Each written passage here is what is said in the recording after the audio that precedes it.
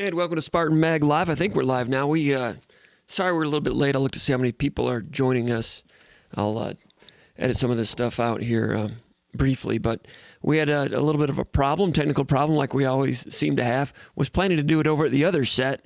Ran into some snags over there. Had to bring it over to the Capitol Grill to see how we're doing. Here, let me run a couple tests and make sure that everything is working solidly.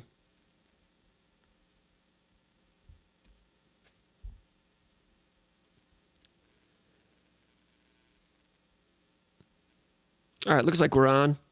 Looks like we got some viewers, got some thumbs up. It's good to see that.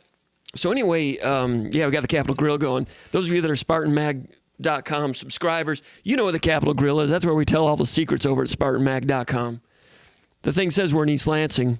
No one really knows where the Capitol Grill is in East Lansing. Truth be known, you guys know where this photo is taken, those of you that have been there. But a little buzz in the mic, okay. Is there still a little bit of a buzz? Let me know about that. Thanks, Gordon Tanona. Doing it a little bit differently. Usually we do it over in the other set. Like I said, let me know if the buzz is gone. Anyway, what happened was my phone didn't charge. That's usually what I use to do the Spartan Mag Live broadcast. So I had to bring it over here to the Capitol Grill and kick it off over here. So I'm going to be looking into the camera to read some of the questions that were posted. And again, this just happened to me 11 minutes ago, so it was a little bit of a scramble. My name is Jim Comparoni, publisher of SpartanMag.com. Great to have the usual number of maggers here in, and we hope to get a few more as we talk about Michigan State. Terrible game last weekend. Talked about that in the post-game call-in show. Planning to have a post-game call-in show again this Saturday, probably from Ann Arbor. We'll have to wait and see. And also last night, if you didn't hear it, myself and Ron Armstrong, Big Mooby as he's known to Spartan Maggers, he and I broke down Michigan State's current situation in terms of football and looking ahead to the Michigan game. 90 minutes of in-depth football discussion for SpartanMag.com subscribers over at SpartanMag.com. Check that out if you're a subscriber. If you're not, go over there, get a 30-day trial for free right now. How this show works is questions are posted over at the Underground Bunker message board at SpartanMag.com, and we field those questions here at Spartan Mag Live every week. Last couple of weeks it's been on Wednesday nights, been busy on Mondays and Tuesdays. We'd like to push that thing to Monday a little bit. It's all a work in progress, but we appreciate the people that post questions. We certainly do. And so we will be discussing things about the team as we move along. No need to really rehash the Rutgers game all that much, although we can get into that. We certainly did that with Ron Armstrong last night in the Skull session. We don't want to overlap too much of the material. And on Thursday over at SpartanMag.com, Paul Konadike and I will be doing the weekly VCast. We will probably be moving those to Tuesdays pretty soon, moving those right after the Mel Tucker press conferences. So I got to check this. I'm going to have to look to see. It's going to be a little more difficult for me to find the chat,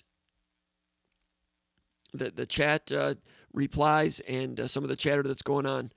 That we certainly, all right, I'll be able to just pull it up right there. I'll be able to get to those a little bit later.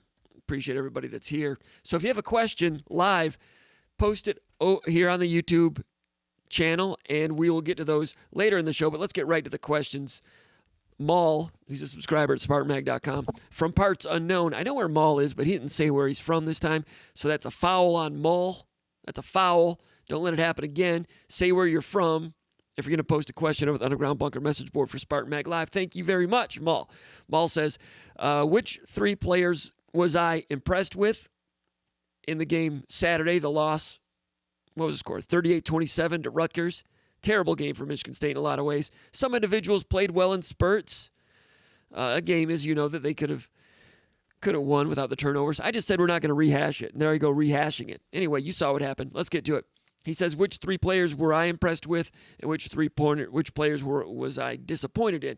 I'll send that question out to the masses. You guys let me know who your three favorite players are, or three players you were impressed with on Saturday during the loss to Rutgers. If you can find three, you should be able to find three. And let me know three that you were disappointed in. Maul says the ones that impressed him: Drew Beasley, defensive end. Simmons, the running back, Jordan Simmons, and Jackson. Who's Jackson? Sometimes I'm not good with just last names. Who's Jackson? Travis Jackson doesn't play for Michigan State anymore.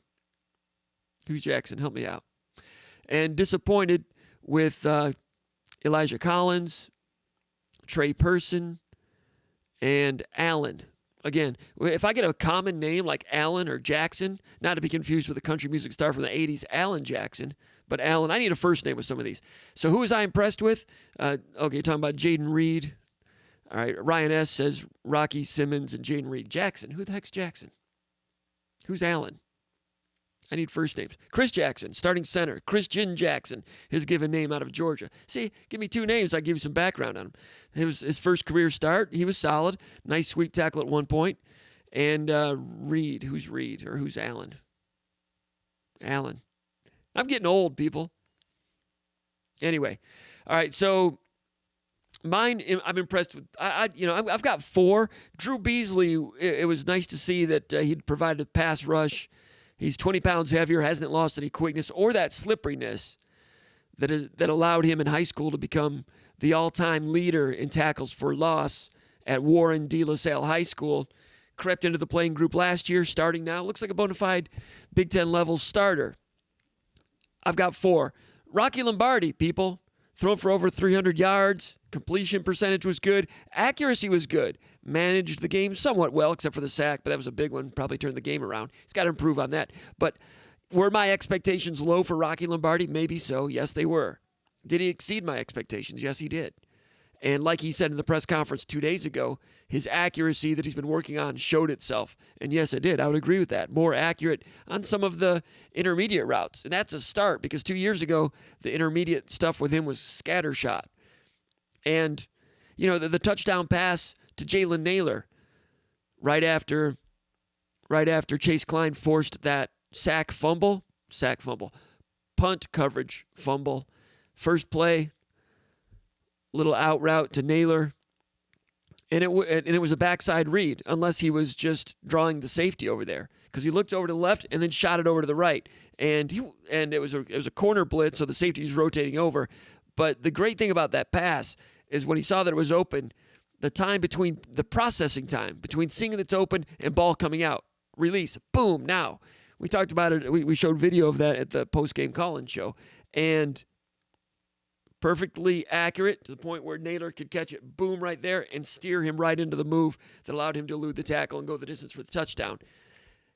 Looks like just a basic throw, and it kind of was, but all those other operational things and the pinpoint accuracy on that and the zip allowed Naylor to turn on the talent, which was great for him. Drew Brees could not throw that pass any better, which is something I said during the podcast with Mooby last night. And then, the garbage time touchdown to Jaden Reed in the end zone. High pointed it, put it to a place where only Jaden Reed could get to it. Good pass. It looks subtle, but some of those things were really well done. And the short pass game, the screens, the swing passes. We used to see Brian Lewerke, bless his heart, good player, but Brian Lewerke struggled to complete short passes. Even if he was on target, he just threw a ball that apparently was not all that catchable because he was throwing it off the breastplate of receivers all the time. And Lombardi on some of the short stuff to Hayward and some of the other guys feathered it in nicely. Don't underestimate that. So I thought Lombardi was good. Now, he missed the dude on the cover 2 hole, ended up having a punt on that drive. Third quarter, I think it was, one only 2 punt drives that they had. Also had Jaden Reed open on the one play that was flagged, defense, 12 men on the field. Actually, they had 16 men on the field. Free play, deep, open, missed him. If he connects on that, it's a touchdown. I think Michigan State kicked a field goal on that drive. So he wasn't perfect, but he was better than I was expecting. I heard that he had improved, but I was skeptical about that. I needed to see it to believe it. And so count me for being impressed with Rocky Lombardi. And like I said in the postgame VCast, can you win Big Ten games with Rocky Lombardi? Yes, you can if you don't turn it over 6 times. I'm not counting the 7th turnover at the end. Now, he had an interception that should have stood as an interception, got a break on a defensive penalty on that one. But I think you can win with him if you've got a running game and you don't turn it over. Those are a couple of big ifs that Michigan State needs to get squared away for at some point in this season. The thing is, a lot of people were on Rocky Lombardi's back. The interception, the first one, I still think it's a pre-snap cover 4. Third, I think that was 3rd and 13 also. And it was it was at least 3 verticals, but at least one of the verticals had an option route to it to come back. What do you have an option route on for? In case it's a deep zone, usually. And what was it, a pre-snap? They didn't even disguise it. It was a 4-deep zone. Now, it kind of morphed into something. 3 plays earlier, same problem, not on the same page. That was a cover 3. I don't think this was cover 3. It's hard to say. Looking at it, we only had the TV copy. But that corner over there was kind of splitting the difference between Naylor and the inside receiver, and he wasn't really declaring whether he was going to, squat down into the flat, but he'd already bailed way out of the flat. Basically, long story short, if there's an option route on and they show deep zone at pre-snap, I got to believe it needs to be a comeback. Now, sometimes against a 3-deep zone or a 4-deep zone, especially if it's 3-deep, if you go 4 verticals, they can't cover everybody. So if you're just pedal to the metal, everybody stay vertical, we're going runway on this thing, that's one thing. That wasn't a runway situation. He had an option route. So I can't blame Lombardi on that one, I don't think. Lombardi didn't tell us exactly what happened. To his credit, he didn't want to throw his teammate under the bus, so that's fine. So he was non-committal on that whole thing. And so was Mel Tucker. So here we are at the Capitol Grill trying to figure things out for ourselves, which isn't all bad, I guess. I had the burger. It was pretty good. Question earlier, somebody asked if I'm in Chicago. This is on St. Clair Street in Chicago. I took this picture of the Capitol Grill when Conan Dyke and I were in Chicago either last year or the year before for the Big Ten Media Days. Or maybe it was spring. Anyway, I took this picture in Chicago for the reasons that Spartan Maggers know, because it's a joke that we heard, rumor has it, something I heard at the Capitol Grill that, Dave Urema is going to start at quarterback this weekend. But I just used that as an example. That's obviously not going to happen. I was going to throw something out that could be more possible, but then people would say, man, Comparoni said at the Capitol Grill today that J.D. Duplain's going to be the fullback. I guess that's not plausible either. Anyway, took this picture back then just for this type of situation. Didn't expect tonight that we would have technical problems over the usual set of Spartan Mag Live, but anyway, doing it here on the streets of Chicago, virtually, for the Capitol Grill. So it's a green screen, if you need to know. And later on, I'll be doing the weather in front of the green screen. So impressed with Lombardi, impressed with Beasley, impressed with Jaden Reed. He was everything we heard he was. The ball security, he knows. But, Jaden Reed, hands, quickness, acceleration, the make you miss that Jaden Reed had, the elusiveness after the catch. I didn't know that was part of the package. And it certainly indeed was part of the package, and impressive. And Xavier Henderson on defense at safety, spending a lot of time down in the box area as the 3rd linebacker. I thought he was excellent there. So if I've got to pick 4, Beasley, Lombardi, Reed, and Henderson. Who's I disappointed with? Elijah Collins. He didn't have any blocking on his 9 carries, netted, I think, 3 yards. But the pass protection breakdown he had in the 4th quarter looked like it lacked effort. He didn't start, which is a red flag. It's not like, I heard people saying, how does this staff not realize that Elijah Collins is the best running back? Hey, people, we've not been at practice for 6 weeks since September, when the season went back on. They're going to play their best players. It's not like they didn't watch film of last year and see what Collins did and see what Hayward did. And they saw that Collins rushed for 950 yards. And I heard even people in the press box, how come they don't know who their best running back is? We weren't at practice. And if you watched Elijah Collins, it was not so great when he did have the ball. The pass protection, not so great. And we heard afterward through some sources that what you saw from Elijah Collins on game day is kind of what you've been seeing in practice. So that's a surprise and not a good surprise. Naquan Jones, defensive tackle. He had a couple of moments, but for the most part, he was just kind of a guy. And I was expecting him, they needed him to be like a plus guy, stepping in for Raekwon Williams and Mike Panashuk.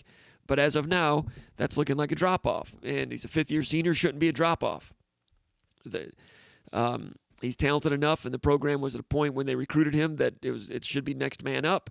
Didn't quite see that from him. Maybe he'll show some of that in the games coming up. Noah Harvey really struggled, especially in the red zone, false steps. Noah Harvey, doing his best, good kid. He saw you saw the film probably. Turning around, getting turned the wrong way, bumping into a teammate, kind of Keystone Cops a little bit. That's just a guy not comfortable with the system. He can play. Finished the season nicely last year. Finished real strongly in the bowl game against Wake Forest. I think he had 14 tackles in the Pinstripe Bowl. But the new system with more two-gapping and the linebackers, from what I can see, have more freedom to jump from gap to gap, read and react, all that old stuff. Now, it's read and react, but they're doing blitzing too, so it's not read and react back on your heels. Sometimes they're coming forward on those things, but if they're not blitzing, he might not have just the B gap. He might have, 25% B gap, 75% A gap, depending on how the play develops and how the defensive tackle in front of him shades things and things like that. So there's more reads in there, more of a knack element to it. And some linebackers have that knack, some don't. Some learn it as they get comfortable in the system. Hey, Noah Harvey's a proven player, but for him, it looked like the green-white game. And they've had 2 scrimmages, now live football. You've got a new coaching staff coming in the spring, 2 scrimmages, then green and white game. I know Rutgers had the same situation, and they didn't make as many mistakes, although Michigan State outgained them, but stats are for losers, right? So Noah Harvey, interestingly, we talked about this last night with Ron Armstrong also. Late in the game, Michigan State did more one-gapping type of thing they did last year. They've been a one-gapping system forever. So he redshirted, played a year as a second or third stringer, and then last year's a redshirt sophomore, got into the starting lineup after Joe Bocci became ineligible and did pretty solidly. So near the end of the game, did more one-gapping, and it was still more the outside-in funnel that they're doing this year as opposed to bumping things to the outside and tackle over the top. But still, when it was one gap and he could just read it and pull the pin and go, he looked more like the Noah Harvey of last year. You might have seen with 10 minutes to go, Noah Harvey was making some impact tackles and doing things on the other side of the line of scrimmage. He was comfortable. He knew it better. So I'm not criticizing him as anything else but not being comfortable with the system. So disappointed Collins, Naquan Jones, Noah Harvey, and Matt Allen at center, really struggled. Let's go to question number 2. Allen from Ohio sent me something off, not on the board, but in another way. He asked the question whether playing Jalen Naylor as many plays as Michigan State did, might that have had an impact on him dropping the punt and the punt return? I'd say no, because he had just sat on the sideline for a defensive possession, so he should be rested to go back out there and return a punt. So I'd say no on that. All right, question number 3. I'll go back to question number 2. We're just going to get these in numerical order because I'll get it messed up. Question number 2, Alex from Los Angeles. Do you expect any changes in the starting offensive line? Yeah, I do. I mean, I think that, J.D. Duplain came in for Blake Buter at left guard, and he outplayed Buter, and he started in front of Buter for most of last year. Came in on about the 4th series, which would indicate to me that was a pretty close battle between those two in preseason camp. Duplain outplayed him, a true sophomore. I'd be surprised if Duplain doesn't start at guard for this game and more going forward. Also, Nick Samac came in for 1 series in place of Matt Allen. And, Allen, of course, struggled. Samac started at center a few games last year, another true sophomore. And, he came in for 4 plays, including the 4th down stoppage right after the Drew Beasley strip sack. Samac may not have graded out great in those 4 plays. They went back with Allen just because I think that tilt defensive tackle was getting to them. I think it's something that they did not prepare for, and they were off balance by it all day. So I think they made the decision that they would go with Matt Allen because he'd been on the field with it all day, and just because he's got more experience and has a feel for it, I just think they felt like down the stretch that Allen had a better chance to handle it than Samac going in, because Samac went in and he had trouble with it also. Yesterday during the press conference, I asked Mel Tucker about the way Rutgers tilted that defensive tackle and whether it was a surprise and how much of an impact that had on the offensive line struggling. And he said, no, that's something that we see. He basically said no. And he said, that's something that we see, the royal we, like we in football. But so maybe they worked on it.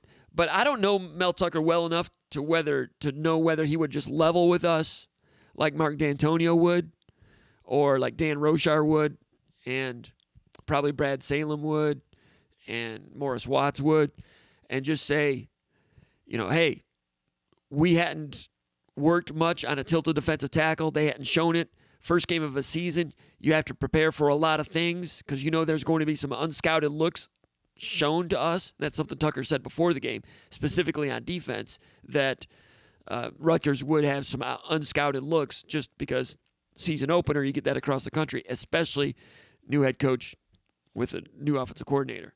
Those two had not coached before together. So I don't know if Tucker would level with us and say that they hadn't worked on that.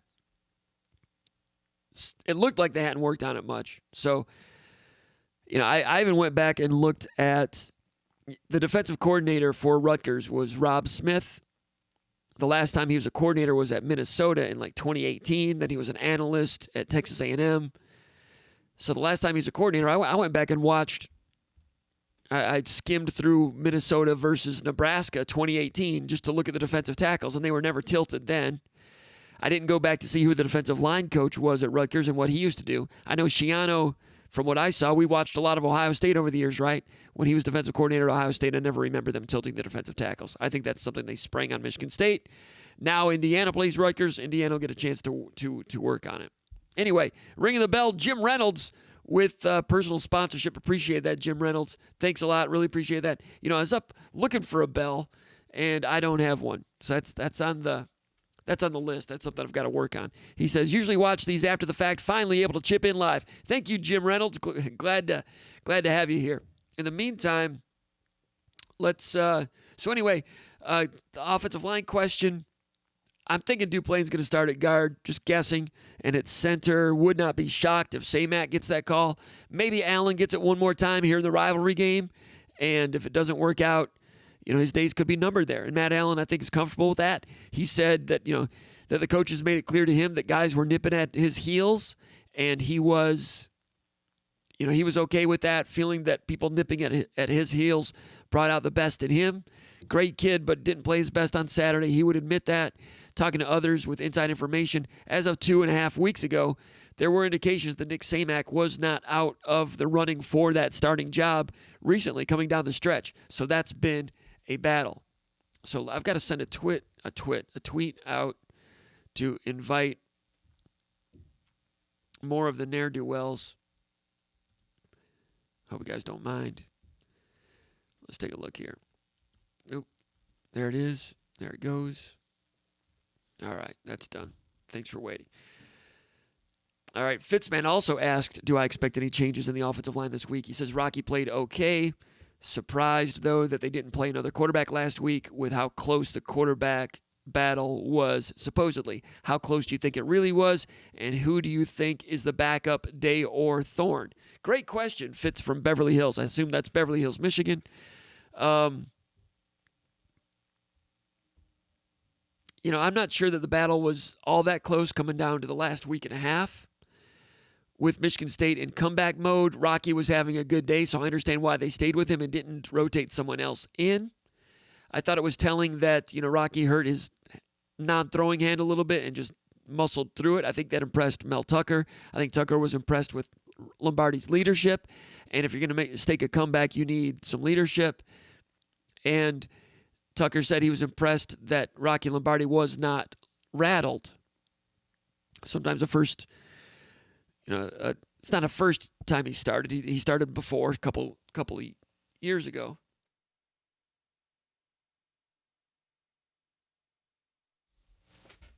But, with the sack of the 1 yard line, the interception, the deficit, stone cold face, didn't get rattled. Tucker's been around football a long time. Other quarterbacks would get rattled in that situation, so that's a plus for Lombardi. So all those things considered, not surprised that they kept the experienced quarterback in there who was having a pretty good day and showed the ability to possibly spark a comeback. I'm not sure that's going to be a strong point going forward, but he was pretty good in a lot of ways. And if he can improve from there, then I got to say Lombardi, I know there's some people out there that are critical of Lombardi. When last year he'd come in and mop up situations with second-string offensive linemen in front of him, down 21 points, raining in Wisconsin. You're not going to look good in that situation. Wisconsin knows you're throwing. No quarterback's going to look good in that situation. Anyway, I didn't expect much out of Lombardi this year. He's already turned me around a little bit, and if he can improve from here, that's not bad. Brad from Austin, Texas, by way of Flint, Michigan. Cheers to the Osable River, which is not near Flint, Michigan. It's near Oscoda. And Lake Huron enters the fall, still ranked number 1 in my Great Lakes power ratings. Great Lakes power ratings. Power rankings, mind you. Lake Huron held on. Lake Michigan made a really good charge this year, really good charge. I spent some time in Frankfurt this summer and had a wonderful time. Crystal Lake, wonderful time. But Lake Huron's still number 1 in our power rankings for another year. It's been about 3 years, so we'll have to see. 2 years, I think. In the Osable, the most famous river in Michigan. I know the Pierre Marquette people are going to say Pierre Marquette's better. And it probably is for fishing. But Osable River's wonderful, and it leaks into is leak the right word? It flows into Lake Huron. So that's more power points for Lake Huron. Also, last week, the mug was Dowd's Market for Mackinac Island. Mackinac Island is on Lake Huron. I know the Lake Michigan people, it's a beautiful lake, but Lake Huron's a little bit more of the underdog lake. Yeah, I like the underdogs a little bit. Brad from Austin, Texas, by way of Flint, says, were you surprised by fans' reaction toward Coach Mel Tucker after the loss? He says, I personally don't feel like the common fan really understands how big of a rebuild this actually is. Point well taken, Brad. It is a rebuild, and I may not have realized how much of a rebuild it was. And in the preseason articles, I may have called it a relay instead of a rebuild. Now, when I was thinking it was going to be more of a relay, I was expecting Naquan Jones to be a little better, Elijah Collins to be better, expected the wide receivers to be good, expected the offensive line to be good. So when the offensive line plays like it did, then the ceiling for the season is a little more troubling. So am I surprised? So I agree with your thoughts, but am I surprised by the fans' reaction? No. And, Konadike and I talked about this, that when the season came back, people were happy that there was football. Football was back. Yay, great. Have a beer, celebrate. Football, yeah. Okay, let's turn on the game. Okay, now you better win. Yeah, there's no more of that. Just happen to be playing. So, no, I think over the last 3 or 4 years, a lot of the fans, the vocal fans, had become disappointed in Mark D'Antonio. I was not. Now, D'Antonio was not at his best the last couple of years, recruiting and quality control and other things. And I'm sure that at some point in my career, I won't be what I once was, and I'm not sure I was ever any good. But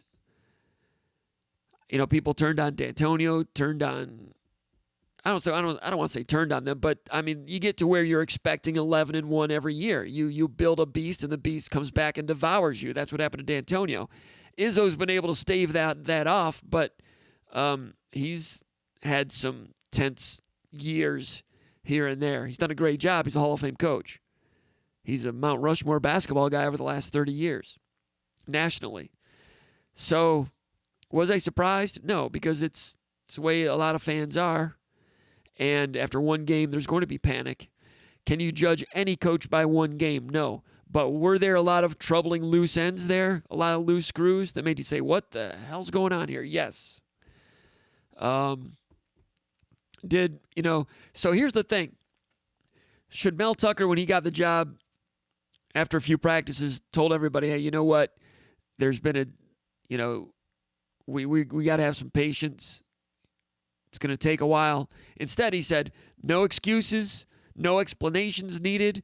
We're looking good. The players had more knowledge from the Zoom meetings, surprised us with their knowledge from day one in practice. This is looking good. That's looking good. This is looking good. I understand all that positivity. Sometimes you want your own players, want to fluff their pillows a little bit so they'll be, a little positive. You can do that and still off the record tell media, now look, it's going to be a while. Off the record, Izzo does that a lot. Bill Miller used to do that as offensive coordinator a lot. Narduzzi used to do that a lot. I think that's good because, we in the media, they can utilize us whether we want to be used or not, but they can utilize us to temper enthusiasm. So the coach is enthusiastic, but the media is like, well, it's going to take some time. That's probably the happy median for a coach, because the coach doesn't want to come out at the press conference normally and say, hey, look, we don't have enough talent. You don't want your players to know that. You might want the public to get that idea, though. So it's a difficult thing to massage, and Tucker may not know the media well enough to know that he can say off the record, this is what's really going on. I remember being at Big Ten Media Days in Chicago, 1990-something, I guess. No, it would have been 1988.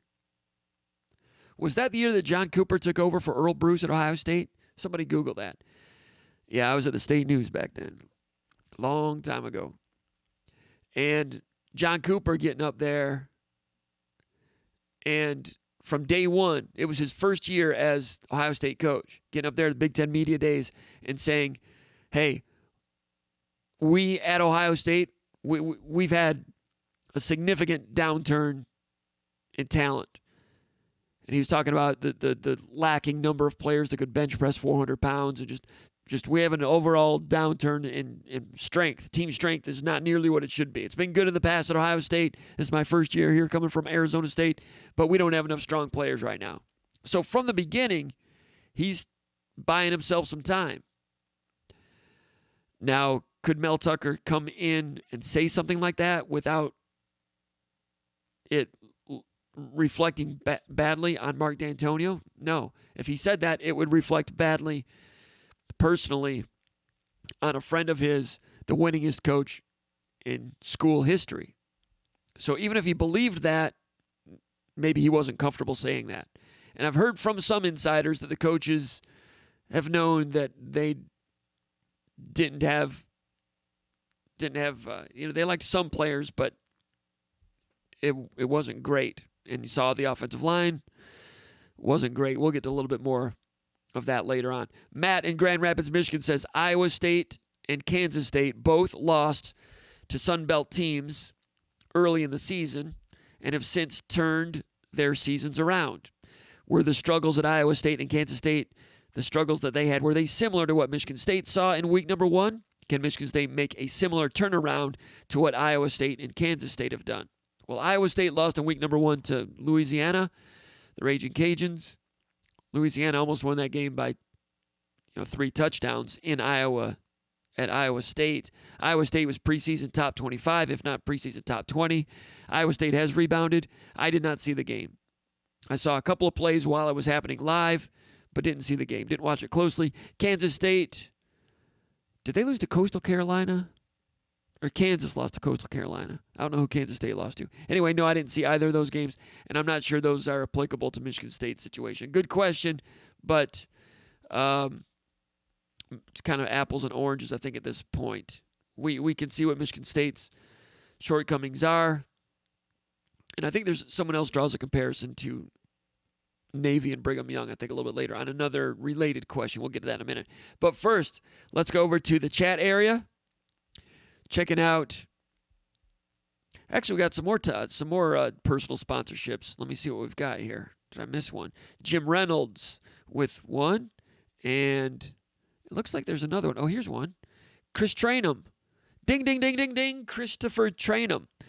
That's Maul. That's right, because I gave him I should know that Maul is the guy from South Philly, but I have trouble remembering those things.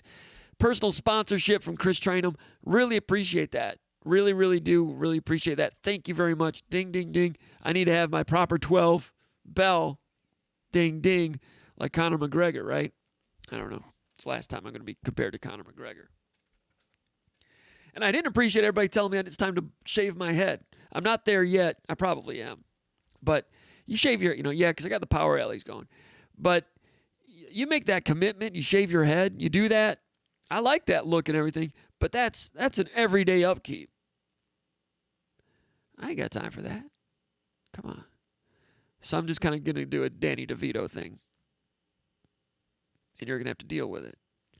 All right, Chris Tranum says, Mall, from soon to be locked down South Philadelphia, based on the Wisconsin outbreak and the surging national COVID situation.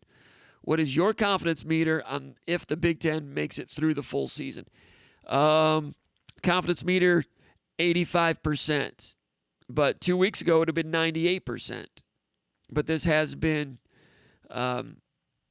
obviously a disappointing and a difficult situation. What's going on with the numbers, apparently, with the cases being up, which we could have expected with everybody going back indoors. I'm concerned about it a little bit just here at the house. My wife's an optometrist. She sees patients every day. Had no problems all summer, knock on wood, no problems in the fall. Now, she's in a room with a patient every single day. They've got protective masks on and so forth. But if all those numbers are coming in, it's concerning. So as far as football goes with Wisconsin, 21 days off now without the quarterback and the head coach. Big Ten rules. Everybody's talked about Big Ten and how they started late. And they didn't have any wiggle room in terms of, if there were cancellations, you can't just move games here and there because it's just a gridlock of a schedule. And then the 21 days is more of a sitting out period than you get at other conferences. So they put in those rules at the outset to be more cautious. So I can't say that's wrong. I don't know. So confidence meter, it creeps into the equation now. Especially that 21-day situation. Wisconsin's Jack Cohen, the other quarterback, he's injured. Graham Mertz out with COVID. I think the backup quarterback out with COVID. So that leads to the question, if at Wisconsin they can corral that and contain it, and you've got enough to play at Purdue next week, or against Purdue, I don't know if it's home or away for the Badgers, do you just go ahead and play and use a walk-on quarterback and go out there and say, look, we may not have much of a chance to win, but we've got a team. These other guys have been working at it, and they want to play. We want to play. Purdue wants to play. We're going to play. We're going to lose, probably. Can the fans understand that? I don't know. If that's the way it turns out, I don't have a problem with that. I would be very understanding of that. I would hope the fans would too. You get into the question as to whether you are exacerbating a spread situation. It's a super spreader. That's a different question. I doubt that it is. I'm not an expert on that. But I think there was some study that came out a couple weeks ago that said the virus has not been spreading via contact sports. I'm sure it could somehow, but I think it's spreading another way. I'm not an expert on that stuff. I don't know. Confidence meter, that's the question. 85%, which is 15% doubt, which is more doubt than I used to have. And I'm not happy about that. What can I do? Question number 5, MSU Spartan 777 from New Hudson, Michigan. Actually, I went to a store today. I went over to Whole Foods, and I forgot to wear my mask. I went through the door, and I was like, oh, crap, I don't have my mask, because I saw a sign about social distancing, went back out to my car and got my mask. I'd been working here the whole time, here at the Capitol Grill, and my point is, I don't know if this is a good thing to say or not, but sometimes I forget about the quarantine, the lockdown, the COVID situation. So I guess that's a blessing for us so far in this household, knock on wood. I flat out forgot. I just going to the store, forgot my mask. Anyway, that's a sad commentary on me. No, I don't need any comments from you guys. Or you can comment. You can feel free to tell me I'm an idiot. It's fine. I hear that a lot in everyday life. Let me put on the readers because I am 75 years old. What do we have here? Cartero 917 checks in, says, hey, comp. MJ says hi. You know what? Hold on a second.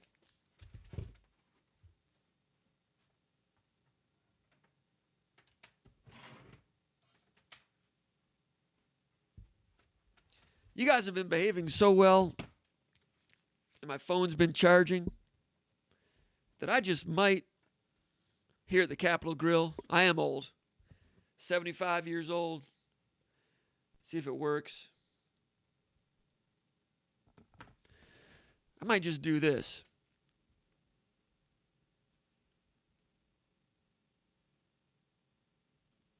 I might just do that. I might take a couple phone calls here for the Capitol Grill. We'll see if it works.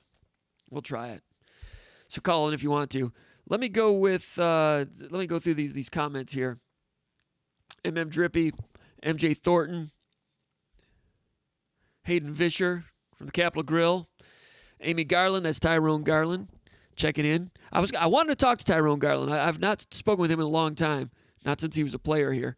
And I wanted to ask him a little bit about what a linebacker needs to do in terms of two-gapping and the read and react type of situation, and how difficult that is. To be able to read and react, because that's the way they did it in the old Perlis situation, the old Perlis days. With the stunt 4-3 and the two-gapping up front, and the linebackers were free to roam, hoping the defensive tackles, the defensive linemen in front of them did, absorbed all the blocks to let the linebackers, Snow, Jenkins, Edwards, those guys, to roam free. And Michigan State's not doing that every down this year, but Noah Harvey had a problem with it, and I can respect that. Tyrone Garland's a guy that's done it, and I wanted to ask him a little bit about what he's seeing with this defense. So Mr. Garland, send me your number. Send me your number sometime if you get a chance. I'd like to maybe bring you on the Skull Session sometime. Hayden Vischer, he says, likes the Capitol Grill. Hayden Vischer, a little buzz on the mic, but nothing to do. Still, I know I checked into that earlier. Brian Bemis says, love the backdrop. Gordon Tonona says, Gordy is here. MJ asks if I'm in Chicago. MJ says, I live right next to that pick. We already explained that. I'm not in Chicago. I took that picture in Chicago, and I was right around the corner. Anyway, it's a green screen. Tom Coyle says, hi, Jim. John G says, hi, Jim. Tom Coyle says, love you, brother. Thank you. And someone can go ahead and call if they want to. I don't know if I'll hear it. Well, we can try it. Mr. Boneman says, hello, comp. Brad Fashenko checking in. Chris Trinum says, Mall 286, the new dad on the block, reporting on the block. Chris Trinum, Mall 28. New dad? You're a new dad for the first time? Congratulations. Congratulations.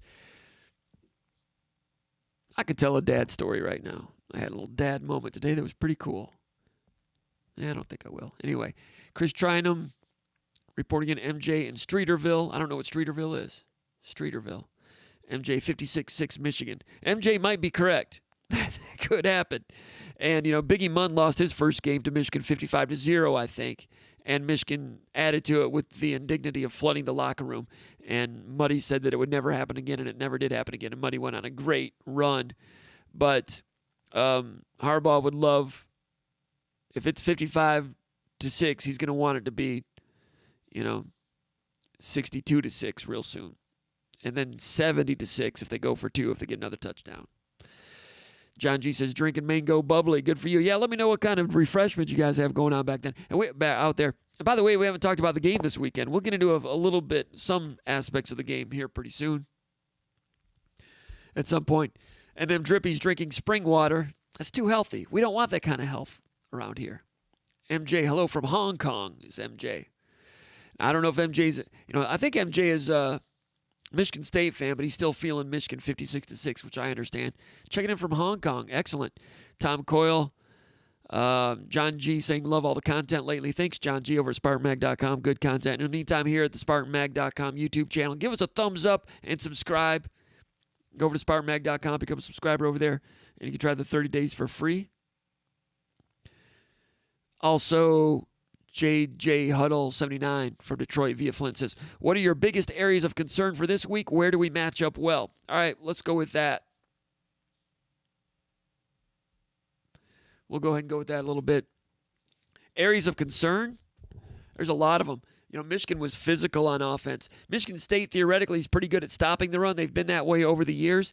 This year, they stopped the run pretty well against Rutgers, a very mediocre running attack, an average running attack. They let out the 125-yard run during a touchdown drive at the end of the second quarter. On that one, Michigan State was blitzing linebackers, and Michigan State got caught. Rutgers came out in an unbalanced formation, surprised them a little bit. Tackles over on the split end side, unbalanced, and Michigan State ended up with 3 players and 2 gaps on the other side. If you've got 3 players and 2 gaps on the other side, it's almost like you've got 10 men on the field. Play got out. Antoine Simmons initially blitzed, and he tried to get over and jump a gap and get across the center. Center cut him off, couldn't get there, so he's into the open. Michael Dowell, who played a pretty good game in some ways, coming off the bench as a backup slot linebacker, nickel back, whatever you want to call it, backing up Shaq Brown, was unable to get off a block on that particular play, got out the gate for 25 yards. That was the only explosive tailback run of the day. They might have had one other one for 12 yards, and they had the quarterback draw for a 24-yard touchdown. But basically, the run game was held in check. No big surprise, no great accomplishment against Rutgers. Now you're going against Michigan, who ran the ball really well against Minnesota. Good running backs, good offensive line. A lot of new members of that offensive line, but they were physical, and they were nimble, and they pulled, and they did an assortment of things. Front side fold on one occasion, which looked pretty good. And they will have more wrinkles to go. That's a well-drilled team, and they're physical. Bring in Ben Mason, the fullback. He's a hammerhead fullback. They'll motion him in as a wide receiver, and he'll become a lead blocker, and he's an enthusiastic lead blocker. He is a factor back, as Merrill Hodge used to say. So Michigan State might have a pretty good run defense, but you can have a good run defense, but there's still like 1 or 2 games a year where a team just has you covered and they poke holes in you or they bust holes in you. That could happen to Michigan State this weekend. So that's strength versus strength. I think Michigan will learn more about their run game against Michigan State. I know it's not the usual D'Antonio, Narduzzi, Tressel defense. Michigan State is undergoing some changes, and we talked about the fact that Noah Harvey was a little bit lost a few times. So Michigan State is not completely a well-oiled machine on defense. Defensive line for Michigan State is good, not great. They don't have Mike Panashuk and Raekwon Williams at defensive tackle. They've got Naquan Jones and Slade. And Slade was okay. Slade's put on 20 pounds, and I thought he looked a little bit slower than last year. He's up to, 320 or something? If he's going to be 320, you'd expect him to add a lot of power. I didn't see a lot of added power. He's solid. He's functional. But he's just, kind of a guy. Naquan Jones, just kind of a guy. You need more than just a guy against Michigan. Now, Michigan State last weekend did a lot of single safety deep and, putting Shaq Brown in the slot man-to-man on 3 receivers. Michigan will, they can increase the tempo here and there a little bit. Michigan is so varied with their formations. They'll show all kinds of formations at you. They'll spread out with run personnel, or they'll come in tight with pass personnel. So if Michigan State sticks with 1 safety deep, Michigan State theoretically could have a numbers advantage in the box sometimes, and they might need it, as physical as Michigan is. They're physical. They'll have the fullback, and then they'll pull extra blockers. They'll pull someone from the backside to get an extra helmet into the play side, so you've got to be able to adapt to that and fit it. And it's Michigan's going to be able to run the ball well on a lot of teams this year. So I'm not saying that's an edge to Michigan State. I'm saying that's one thing that Michigan State theoretically should be pretty good at, and Michigan's going to challenge them in a big way on that. Plus, you add Milton as a running back. They had a lot of designed runs. Milton is on designed keeper behind Mason as a lead blocker. That helps them move the chains. Big guy, 6'5", 240. Defensive backs bouncing off them like mosquitoes. So you add that element to it. It's really hard to equate the numbers on designed quarterback keepers. People throw off a lot, or a lot of Michigan State fans criticize the use of Wildcat, mainly because Wildcat has not worked for Michigan State over the years. But the math and the chalk on the chalkboard says that Wildcat, when properly executed, it's hard to keep that from getting 4 or 5 yards. A lot of teams do the Wildcat inside the 10-yard lines because the safeties are so close to the linebacker box. Safeties are in there. Now you have to account with an extra blocker because it gets more condensed. Doing Wildcat puts that number back on the offensive side. Anyway, that's going to be a matchup that's going to be interesting. I don't know who has the edge in that. I would imagine if Michigan gets the upper hand and starts cranking out some physicality and keeps Michigan State off the field, I think Michigan State might be able to contain the run for a couple of quarters, but you can be stopping the run most of the day, and then as you get worn down and you start losing faith and your offense is not moving the ball for you, that's when the 40-yarders and the chunks come into play. Next thing you know, you look up and you've given up 200 yards rushing. Something like that could happen. Other matchups, looking at in terms of, I think you're asking about game plan stuff. So someone else, I just poked myself in the eye. That was graceful. Someone else has a question here over the Underground Bunker message board about the X's and O's. It's Terrence from Oklahoma City. He says, first of all, thanks for all you do. We appreciate the hard work you and your staff put into the surface. Thank you, Terrence. Appreciate that. The kind words. He says, how do you think Scotty Hazelton, Michigan State's defensive coordinator, how do you think Scotty Hazelton will approach the Michigan game this weekend? Do you think we'll see more 4-3 to emphasize stopping Haskins and Charbonnet from running all over us? Or should we expect the 4-2-5 this week with perhaps more disguised coverages? You're right on it. Disguised coverages, yes. 4-2-5, Michigan State did that last weekend. Shaq Brown be the fifth defensive back against a Rutgers team that went a lot with three receivers. Now, Michigan will go with three receivers, or they'll go with jumbo run game. And I'm losing my voice. All that, that 90-minute podcast with Big Movie last night, and all of a sudden I go Bill Clinton with a voice. Not a political statement. All right, nobody wanted to call in, so I'll just take that off. I don't know if someone may have tried, but you can let me know if you tried. Anyway, 4-2-5, when Michigan checks in with jumbo personnel, a couple of tight ends and Ben Mason, I think Michigan State's going to go, to answer the question, I think they'll go 4-3. I think they'll have a third linebacker on the field. I'm guessing that'll be Chase Klein. If they don't, they just want to swarm and stick with some man-to-man with Shaq Brown in the slot. And it's not all man-to-man with Shaq Brown. They'll, out of the 4-2-5, they're more than capable of dropping into zone. And they surprised Rutgers with that once or twice, including the Shaq Brown interception that he returned for a touchdown that was called back because of illegal block. Michigan State dropped into zone defense on that one. Surprised the offense, got baited into an interception.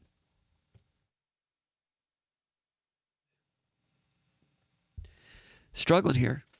So, if Michigan State stays 4-2-5, Xavier Henderson did a good job at the linebacker level at safety last game. 210 pounds. He can play linebacker type of football.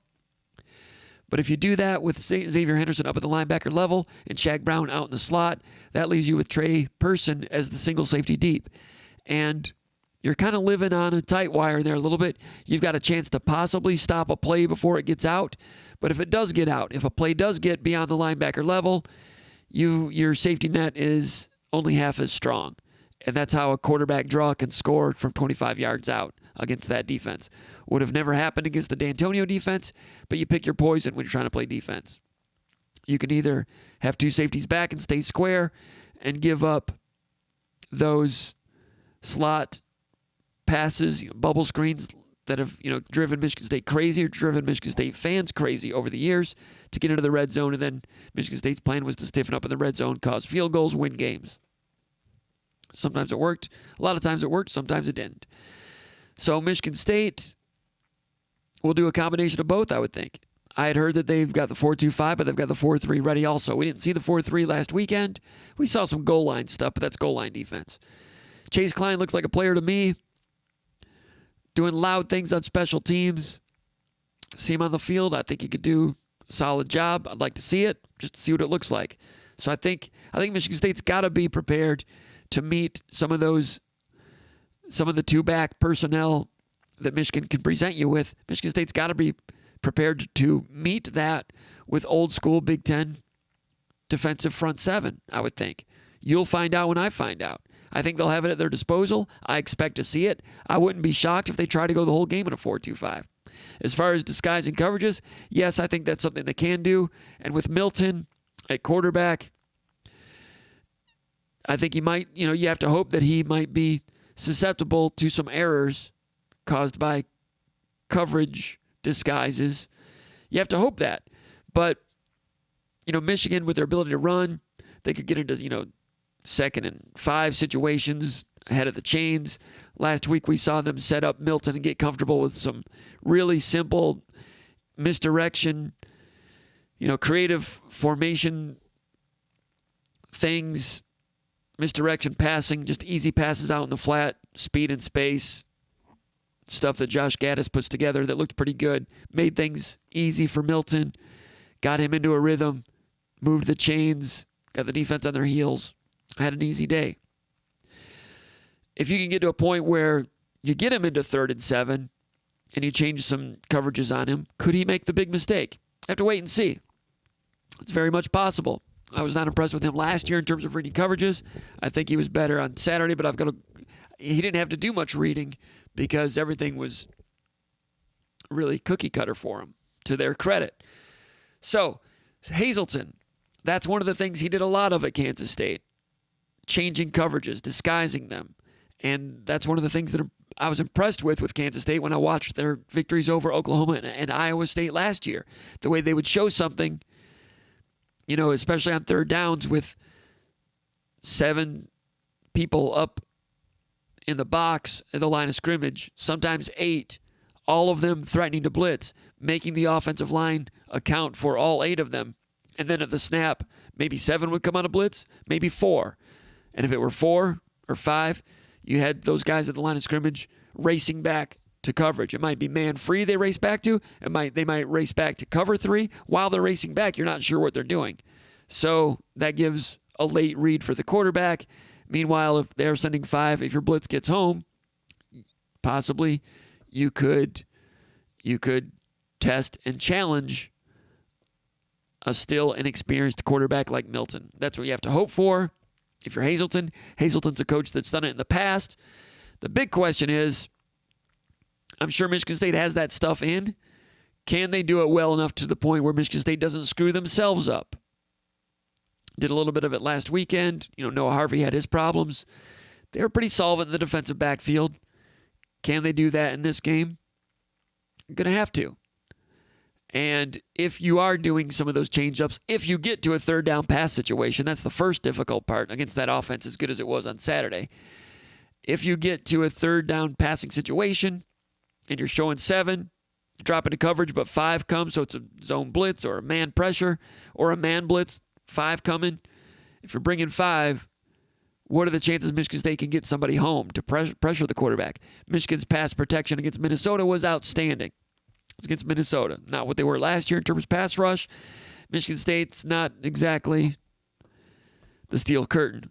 It's not exactly, who's a great pass rush team back in the old days? Harvey Martin, Doomsday Defense, Dallas. It's not like Michigan State has Shalik Calhoun and Julian Peterson coming off the edge.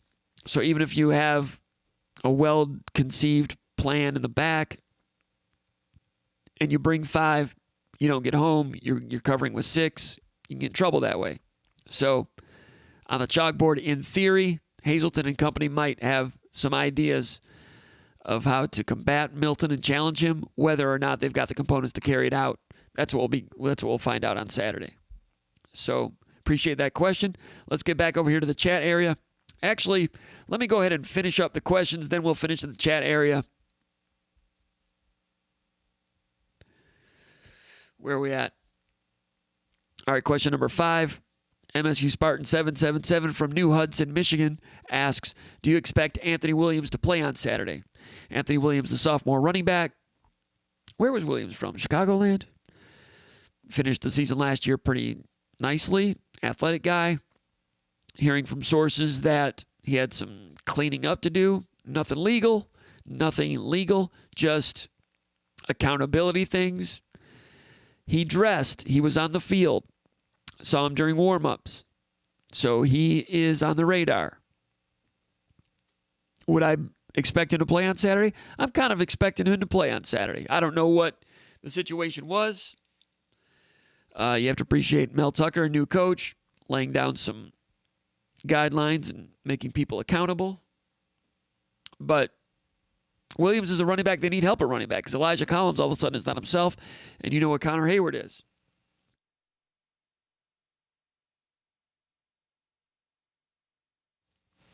Connor Hayward's solid, functional, good receiver.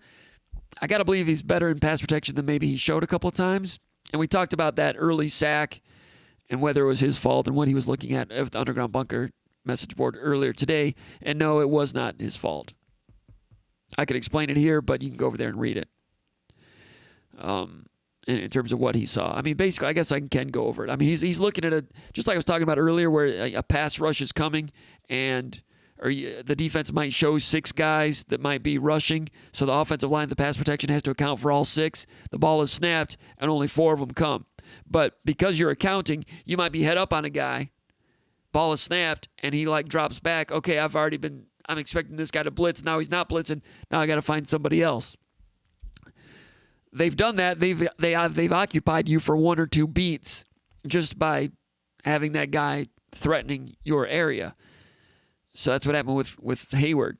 He has to account for the innermost blitz threat off the edge. There were 2 coming off the edge. Running back's supposed to take the inside edge, especially with the tight end releasing. I'm not 100% sure that the tight end, Trenton Gillison, did his thing correctly, but anyway, he released. So if he releases, and there's 2 people coming, the running back's got to take the innermost threat and leave the outermost threat to the quarterback. The outermost threat has further to go, gives the quarterback an extra beat, possibly, but quarterback's got to know, he's got to know that outside linebacker that's coming is hot. So he's hot, side adjust, got to get rid of it. Rocky Lombardi had a good game, but on that play, looked to me like he made 2 reads. And if you've got a guy coming hot and you're not accounting for him in your pass protection, then you can't make 2 reads. Maybe he was not aware of it. Michigan State slid the protection to the right erroneously. And the pressure ended up coming from the other side. But at pre-snap, when that slide protection was set, it looked like the pressure could come from that side. And they slid it that way, but the pressure came from this direction, and he made a second read and got hit. Now, Hayward looks at the innermost threat, and that's his guy, but that guy dropped back, pumped the brakes. So now that guy's not coming. So now he transitions out to the outermost guy and almost gets to him, but not quite. So if you're watching it, it's a sack, and Hayward is at the scene of the crime. He's back there trying to block the guy, and it looks like Hayward got beat. But you have to take into account what he saw pre-snap and what his initial task was and how it changed through the course of the play. But that's actually the quarterback's guy, and he's trying to help the quarterback. He's coming hot, and he's trying to do more than do more than he was assigned to at pre-snap. So anyway, Hayward wasn't great. Made a couple of plays. I like that little swing pass. They hit him on a screen pass on 3rd and 12 for an 11-yard gain, which set up 4th and 1. Went for it. Jaden Reed, 50-yard touchdown. Wouldn't have happened without Hayward giving them that play. I got to believe he can be pretty good in pass protection, but he's not going to be an explosive ball carrier. You know that. Anthony Williams has a chance to be explosive. And with Eli Collins, whatever's going on with him, not sure. Jordan Simmons looks good as a freshman, but you saw him on a 3rd and 3. Failed to follow his blockers correctly. Ends up 4th and 1, went for it when they should have kicked that field goal.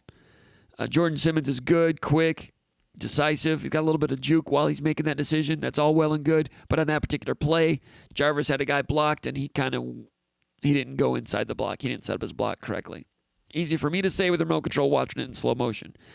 But long story short, if Anthony Williams, as a sophomore, is a little bit further along mentally than Simmons, he could be a good sidekick for Simmons. I think at his best, Williams could be a player like Simmons. Do I expect him to play? I'm kind of hoping to see him. Yes. Am I expecting it? Sure. Why not? Question number 6. Mike from Macomb says, do you expect Elijah Collins to return to last year's form at some point this year? I got to say no. I got to say what you see is what you're going to get from him right now. I'm not hearing about any injuries or anything like that. I don't know what's going on there. But it's been my experience over the years that if someone comes back slightly disappointing early in a season, not living up to what he'd been in the past, you don't often see a rally there. So I'm kind of thinking, no. I'm kind of thinking that's what he's going to be. Maybe I'll be wrong. Question number 7, Jeremy from Hazlitt. Do you think the staff used personnel in game number 1 as a tone setter a little bit? Maybe a guy like Eli Collins needed a fire lit or something. No, I don't think so. I think that he just was not as consistently great in preseason practice, and that's why he lost the job. I think that because he wasn't great, there's a chance if it were a 50-50 deal, now I've talked myself into it a little bit. If it were a 50-50 deal, like it was Hayward and Collins, flip a coin, yeah, go with Hayward to send a message to Collins. That's possible. But I also think that Collins is not what he was for some reason. He says also, this is also a second question from Jeremy and Hazlitt. He says, seeing Navy in the first week of the season against Brigham Young, Navy was clearly not ready for live football, and their head coach said as much after the game. Do you get the feeling Michigan State, with their focus, as many new staffs do, being in the weight room, played a role in the sloppiness of live football in game 1? Yeah, that's something that crossed my mind. When the Big Ten postponed football back in August, there was like a 5-week period or whatever it was, where the Big Ten allowed teams to put on spider pads for X number of days a week, 12 hours of practice a week, whatever it was, X number of coaching hours per week. And Michigan State opted to put all of their hours into the weight room, because there were some players that weren't quite in great shape coming back from the summer quarantine situation. So Michigan State did that. Other programs stayed on the practice field. Tucker said that he felt good about the retention of information coming from the Zoom meetings in the first 4 days of camp before the initial shutdown. So they were expecting to play football in the spring. So they figured they would catch back up to that later and have a January winter-style workout month and a half in the fall. So they began that, got in the weight room, and they felt good about that. They felt that some guys did improve themselves physically. But did they lose functionally? I wondered the same thing. Watching that offensive line, watching Noah Harvey. I have to believe that Harvey would have been further along if they had not done that. Offensive line, I have to wait and see. I mean, the offensive line, that group of offensive linemen, we're kind of running out of alibis with those guys, right? Nothing against them. They're doing their best. I've got a lot of respect for them. They're a hell of a lot better at football than I've ever been at anything. So much respect to them. They're out there in front of 1 million people on television playing football against scholarship guys at a high level. But might they have been better? But, they got in the weight room, though. Could they have done weight room and drills and spider pads? Dude, I don't know. Great question, though. But it was shaky, and Rutgers was ahead of them. There's no question about that. Great question. Great theory. Great hypothesis. I don't know the answer. Question number 8. Oh, that's Terrence from Oklahoma City. Let's go. Question number 9. Tony from Lambertville. Lambertville, Michigan. Way down in the southeast corner, way down there by Toledo. Right on the border. Tony says, Coach Tucker mentioned teams typically show big improvement from week 1 to week 2. However, given the fact that Michigan State is playing Michigan and Michigan brings multiple defensive pressures, do you believe we will see much of a fundamental improvement from Michigan State's offensive line? The point is, the offensive line could improve and play worse this weekend. Actually, you know what? That Michigan defensive line, they've got some talent, especially in pass rush situations. But, you can run on them a little bit. Minnesota ran on them for about 130 yards, which isn't great, but, they got behind and had to pass a little bit more. The yards per carry, I think, for Minnesota was pretty good. And, a lot is made of Aiden Hutchinson, very talented guy, works hard, tall, good pass rusher, motor's always going. For a reasonably thin, he looks thin because he's 6'7", good with his hands, two gap and disengage. But, he had a little trouble. I went back, he had a little trouble in the run game. Those guys are good pass rushers, he and Kwity Paye, and they're going to be drafted real high because they're good pass rushers. But Michigan, those two guys are good pass rushers, But I think you're almost better off maybe having one really good pass rusher and then the other guy being a pretty good pass rusher but really good against the run. With Pay and Hutchinson, when they go against good running attacks, if they ever play Wisconsin, and I don't know what Wisconsin's going to have, but can you load how good are those guys at the point of attack against the run? They'll find out against good teams. Michigan State is not a good team. So, I heard somebody on our message board talking about them being the best defensive end tandem in the country. I've not looked at the guys at Clemson yet. Alabama's not what they usually are. Georgia's got guys.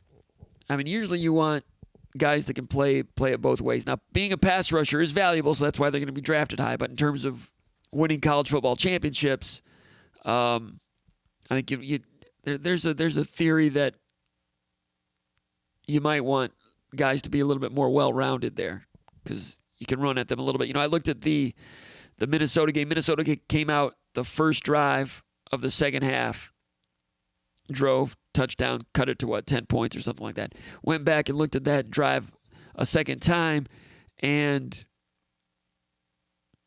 noticing that, when Minnesota went one running back and two tight ends, they had a little trouble with that. Michigan did. Hutchinson getting washed out by the tackle guard double team on one play for a gain of 8 inside run. That's when Michigan kind of went with a 3 down lineman. They put Hutchinson in kind of in a 4-eye, like a defensive tackle. He's a defensive end, 3 defensive linemen. You got, I think Jeter was a nose, and then you had Pay and Hutchinson as 4 eyes over the guards rather than out wide. So he's taking on a guard tackle, and he just couldn't withstand. Hutchinson could not stand up to a guard tackle double team. I'll have to watch the rest of the game to see if he had trouble with that all night. Now, is Minnesota's offensive line better than Michigan State's? Even with Minnesota losing 2 guys for that game to COVID, yeah, they're better than Michigan State's offensive line. But that's a little chunk for 8 yards. And I know that Michigan fans or Michigan observers pointed out that the run defense was not quite good enough if you're Michigan and you really want to compete for things that they've supposed to have been competing for the last 75 years.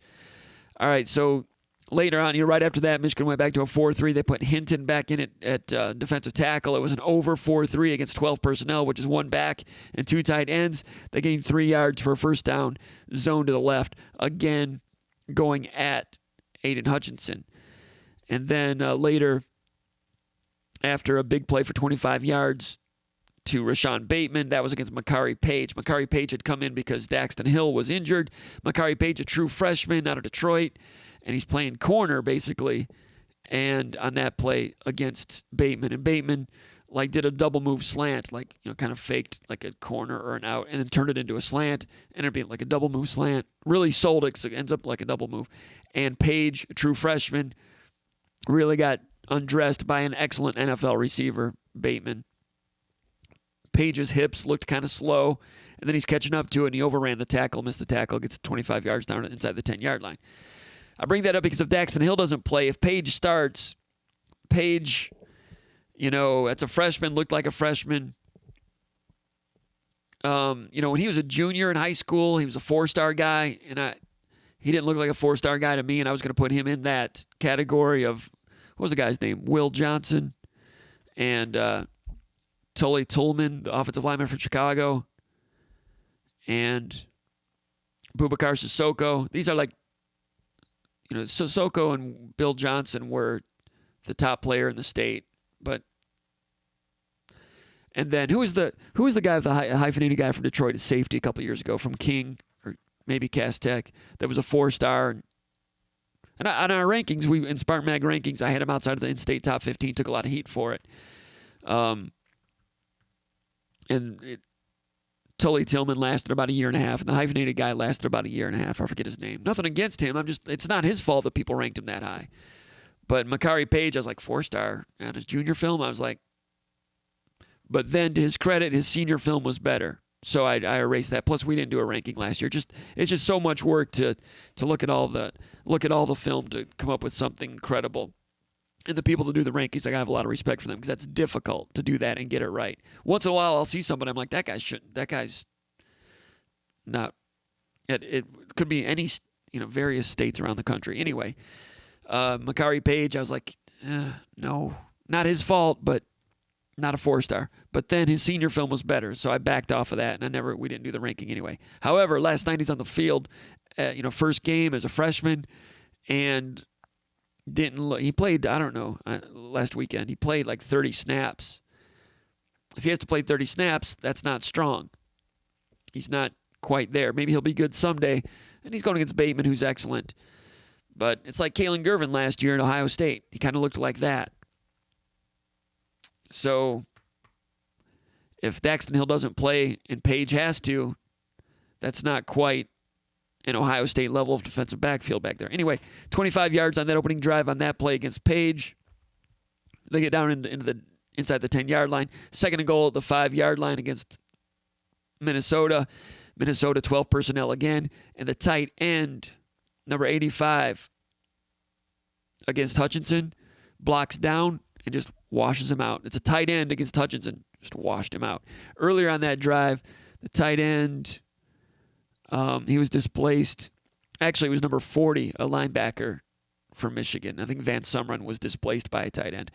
Now, Minnesota's tight ends are better blockers than Michigan State's tight ends. I'll have to go back and research those Minnesota tight ends a little bit. My point is, Hutchinson, for all the hype, and he's a good player, good kid, good for college football, all that stuff. And it's not his fault that people say how great he is.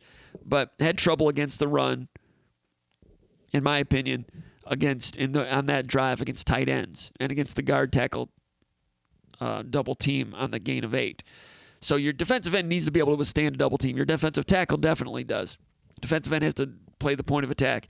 Usually a defensive end might not get double teamed a lot. It's usually the interior guys. But tight ends shouldn't be displacing you like that if you're great. And he's good. He could be great someday. He's a tall guy that's still building, still growing into his body. But he'll watch that and want to work on that, I'm sure. So if you have a good tight end, a good running game, and can double up and run right at him, maybe you can punch holes in them a little bit.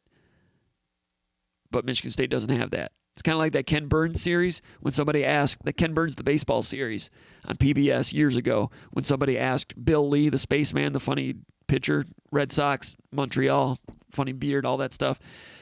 You know, they asked him what his favorite pitch is, and he's going through all the stuff about my favorite pitch is it's a 2-seam fastball that goes in on the hands of right-handed hitters, and that's what you had. You know, so on 2 strikes, you want to come back with a hard slider down and away, and that's a pitch that I don't have. Tight end, power football, something Michigan State does not have. So Michigan could have a problem with that against Wisconsin if Wisconsin finds a quarterback, if that game is played. But from what we've seen so far, Michigan State can't really begin to maybe exploit that. So anyway, that was a long roundabout answer to that question. Let's go to Spefton. He says, prior to this game, and Spefton is from Parts Unknown. Spefton, you got to tell us where you're from. Spefton says, prior to this game, we heard a lot of good things about the new offensive line coach. Let me check the chat area also just to make sure that there's nothing. Oh, it looks like, all right, Jacob Terry with some foul language. I better hide that one. Jacob, you got to keep it clean. Just making sure. Oh, it looks like Ramiro. Personal sponsorship. Thanks, Ramiro. Appreciate it, man. Ramiro says, I hope you can speak to the genesis of D'Antonio's hatred towards Michigan. A story or two would be nice. I was going to get to that, Ramiro. Thank you very much. Appreciate it. Appreciate the sponsorship. Thanks a lot. Ding, ding, ding. Appreciate it. Let me go through here again. Wow, Ramiro did that a long time ago. Yeah, I blew that.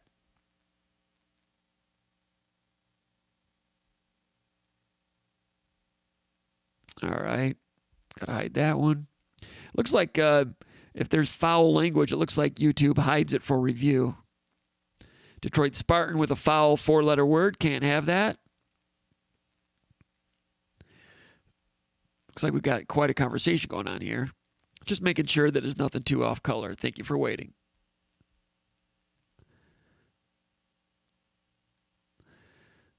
Rick Nash says, well, not foolish, morons. That was flagged for a review. Rick Nash. Morons. Might as well hide that one too. Moron is a very effective derogatory term, in my opinion. You're foolish, dude. All right. I'm glad you guys are attempting to keep it clean. All right, I'll get back to that in a second. What do we have here? Spepton says, prior to this game, we heard a lot of good things about how the new offensive line coach, a lot of things about him, and also about the strength coach getting the linemen to stretch properly, etc. Did you see any evidence that our offensive line played any better than they did last season?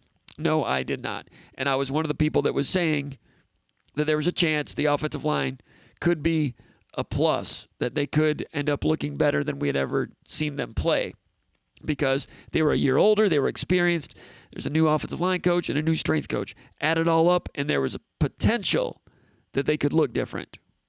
But they don't.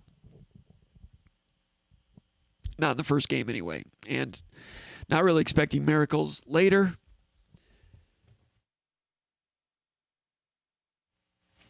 We'll get into that in a minute. Brez says, that's Ramiro. He says, why did D'Antonio hate Michigan so much? What happened with that team down the road that made him hate them so much as opposed to, say, Indiana or Northwestern?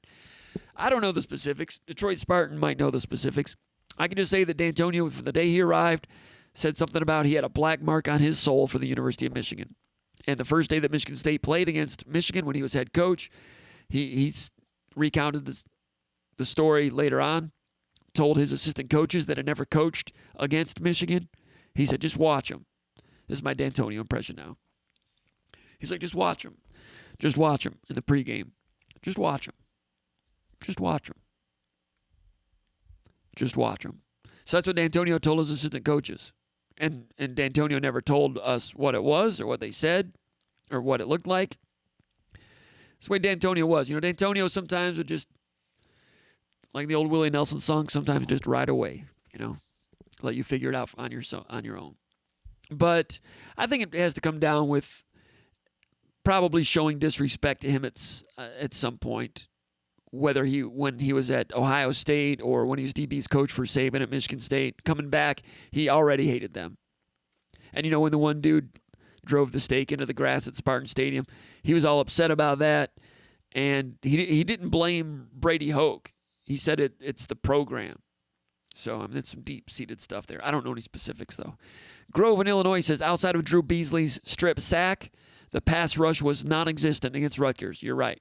Against Michigan, that might be okay considering Milton is a runner and inaccurate. But long-term, we will need to do something. What else can be done? Well, Milton was a little better thrower on Saturday than he was last year. And he is a runner. They'll load him up on quarterback runs. Inaccurate sometimes. I'm sure you watched the Michigan-Minnesota game closely. He'll spray it around a little bit.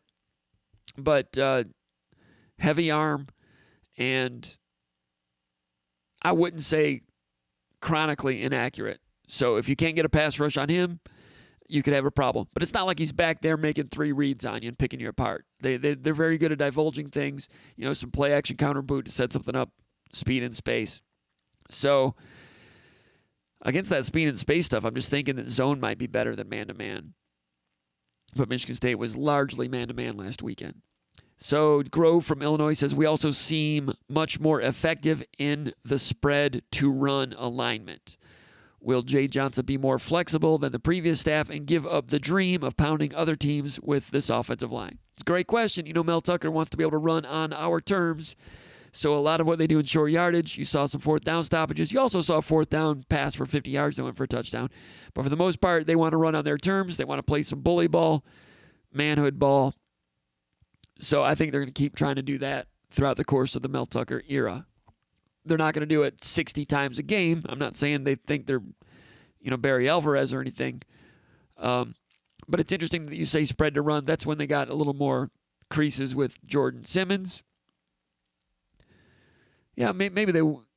Yeah, you'll know when I do. But what do I think? I think you're still going to see some under center. I think you're still going to see short yardage run attempts. However, I think they're more likely halfway through the year, if it's not working, to just say, okay, we might show a tight run oriented formation on 4th and 1, but we're going to throw out of it. It's kind of what they did on that play to Jane Reed for the 50-yarder. I think they want to run, like Mel Tucker says, to answer your question. I think there's a chance that they won't hold as dear to it with fingernails on the cliff as much as the previous staff did. Tom from Lansing says, I see a lot of similarities in the offensive line play in their first game under a new system from this year to last year. They were very hesitant and tentative and thus not playing very fast. Last year, they made significant improvement between Game 1 and Game 2, and I would expect the same this week. Would you agree? Last year, between Game 1 and Game 2, it was Tulsa, and then they played Western Michigan. And they played pretty well against Western Michigan, you're right. But Western Michigan's not the University of Michigan. So the offensive line could improve this weekend and still not crack an egg. That being said, wouldn't it be interesting if Michigan State ran for 125 yards against Michigan and if they ran better against Michigan than they did against Rutgers? Not possible. I mean, not probable, but not impossible. All right, let's go back to the chat area. We'll wrap this thing up. What do we have here? I got to find where I left off.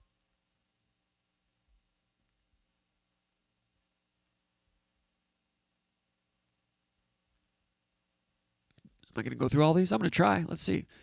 Jaden Reed is a boss, says MJ. Detroit Spartan, X, Jackson, and Reed. Now, this is the part of the show when we ask you to give us your 3 most impressive players. X, Jackson, and Reed. I still don't know who Jackson is. Hopefully someone will tell me. Forshenko says Christian Jackson. Okay, second time. See, showing my age again. So who is Allen? Oh, Allen. Matt Allen. You're being funny. Got it. Gordon Tonona says Reed, Simmons, and Coughlin. Yeah, Coughlin was good. Hit some field goals. The big one at the end of the first half. Needed that. MJ says, too bad Jaden could not play last year. Could have totally changed the dynamics of the game. I was saying that to Ron Armstrong yesterday also. Couldn't get Jaden Reed approved for immediate eligibility. But if he played for Georgia or Ohio State or Michigan, might have been on the field, right? Yeah, could have used him last year. Detroit Spartan says Comp's old. That's affirmative. MJ says Jaden leaving after the season. Whew, that would hurt. JJ Huddle 79 says, put some olive oil in your coffee. All your memories will come back. Really?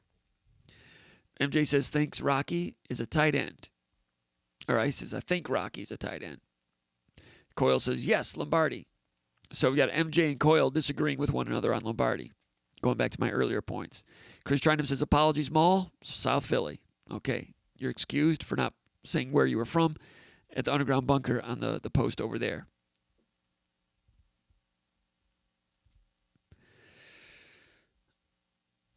All right. MJ says, went to Michigan State, live in Chicago, currently in Hong Kong. All right. Tom Coyle says, MJ, we both live in hell. Not following this. MJ says, who's everyone voting for? Okay, we're not going to get into that. MJ says, all right, Hayden Fisher says, put me in the minority, but I'll take 27 points with 7 turnovers 7 days a week. Obviously can't have 5+ turnovers weekly, but don't sell stock in Jay Johnson yet. Okay, strong point by Hayden Fisher. Mr. Boneman says, what do you guys think on Coach D being in the stands? I was not happy to see him there. Some balls on that guy. I got no problem with it. You're entitled to your opinion. I actually didn't see that. Was that on the telecast? I missed that. MJ says, Tom, are you downtown? Ryan S. says, get lost, MJ. All right, let me see what we've got here. No politics. Detroit Spartan says, we literally should be naming things after Dino. I don't disagree with that. Mr. Boneman says, no, you can't. It's Rutgers, Comp. I can't remember what we're talking about there. Hayden Fisher says, statue should already be in planning stages for D'Antonio.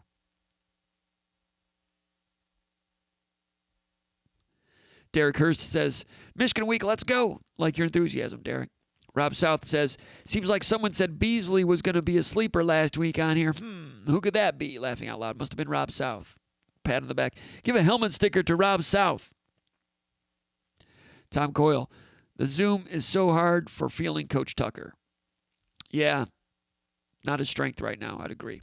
Detroit Spartan says, the yards after the catch is where Reed shines. Yes, it is. MM Drippy says, Ricky White can have a touchdown this week. MM Drippy's confident. Tom Coyle says, if you're in Chicago, get out while you can.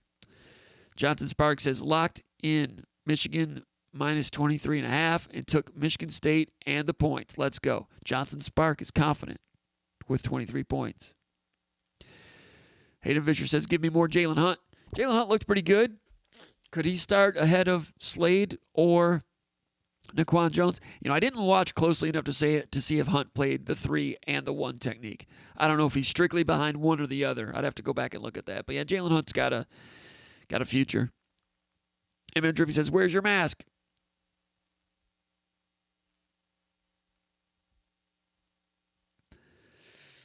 All right. Cartero 917 says, "There's been rumors of Estime potentially flipping to Rutgers. How likely is this, and have you heard anything?" Well, there was that article on New Jersey NJ Live.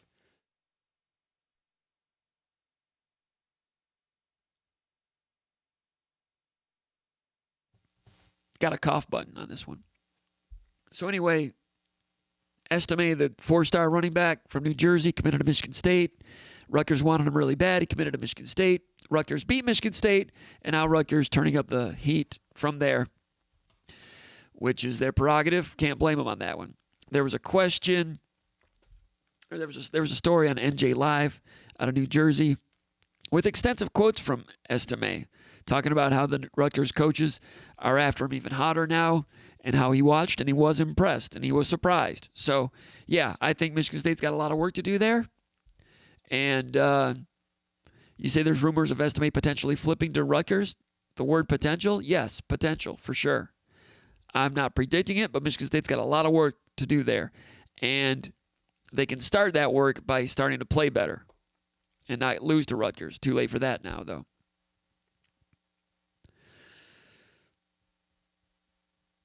Tom Coyle says, "This is what a Perlis era Spartan sounds like." Real. I don't know what that means.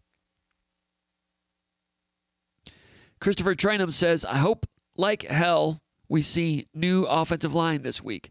Love the Allens, but Matt Allen was bad this week. Cannot argue with that. He's played decent football in the past. Maybe he can reload. I don't know. We'll see." Michigan's defensive tackles, Hinton and Jeter. I'll have to watch them again. I watched them. I thought they were okay. Dwumfor left Michigan to go to Rutgers. Was Dwumfor better than those guys? He was last year. Could Allen see less spectacular defensive tackles this weekend? Is spectacular too strong of a word for Rutgers defensive tackles? Probably. Is there a chance that he could have, I don't want to say an easier task. All right, I'll say it, an easier task against Michigan's defensive tackles compared to Rutgers? Yeah, I think it's possible. As for Hutchinson and Kwity Paye, good pass rushers, maybe not the best against the run. Meanwhile, another point I wanted to make about this, when I was talking about them earlier, Michigan played 74 snaps of defense last week. Aiden Hutchinson played 70 of them. In other words, it's not like they've got a great super rotation of defensive ends there. Maybe the guy behind him is outstanding and they just plug him in if something happens with Hutchinson. I'm just saying that Hutchinson, good pass rusher, quick, and sometimes he looks really good with his hands and disengaging. But play after play, if you lean on him, he's a young guy and kind of a lean guy, and probably a guy that could stand to take 15 snaps off. He's got great... his motor's good. It's not like he gets winded or anything, but I don't know. Maybe if you're that lean and you've got great conditioning, you don't need to sit. But anyway, good player, but not yet an all-around great player. Minnesota proved that on the touchdown drive, running the ball right at him. It's a good player. But anyway. All right. MJ says there's an Italian restaurant right across the street called Volare. Amazing. It's good to know. Chris Trinum says probably not the game to trot Brown out there, but very interested in seeing him. Brown. Again, common last name. I can't figure out who Brown is. Hayden Fisher, first tip of the night. Went over those good. Jaden Reed at Clemson would be a round 1 NFL prospect, MJ says. 10 years until Michigan State becomes a contender. Agree or disagree? 10 years? I don't know what it's going to look like in 10 years. Things happen fast in college football. You never know. Mr. Bowman says, that's 2 weeks without a bell. You are on notice. Point well taken. I actually went around the house looking for a bell. I couldn't find one. The teacher says every time a bell rings, I slipped into It's a Wonderful Life there a minute. Not ready for the holidays just yet, but I went up and I asked my daughter if she had a bell. She said she had a triangle. Should have brought that down. Like, who's the dude that Saturday Night Live with Ed Grimley? Was that his name? Martin Short? Maybe I'll start playing the triangle. We don't have a band. We don't have Doc Severinsen in here. Since we don't have a band, we should have somebody in here playing the triangle every time we got a sponsorship. Doc Severinsen. I know that one made Prez laugh. Mr. Bowman says, or Doors fan says, do you expect this staff to run off several players in the spring and replace with guys in the portal? Do you think Mangum would transfer to Michigan State, seeing how running back looks to be an issue? Great question. I've not asked about that. I don't know.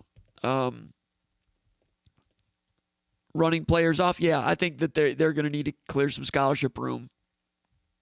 And I think they may have expected to get started on that last spring. So, Mangum, I don't know, that's an interesting question.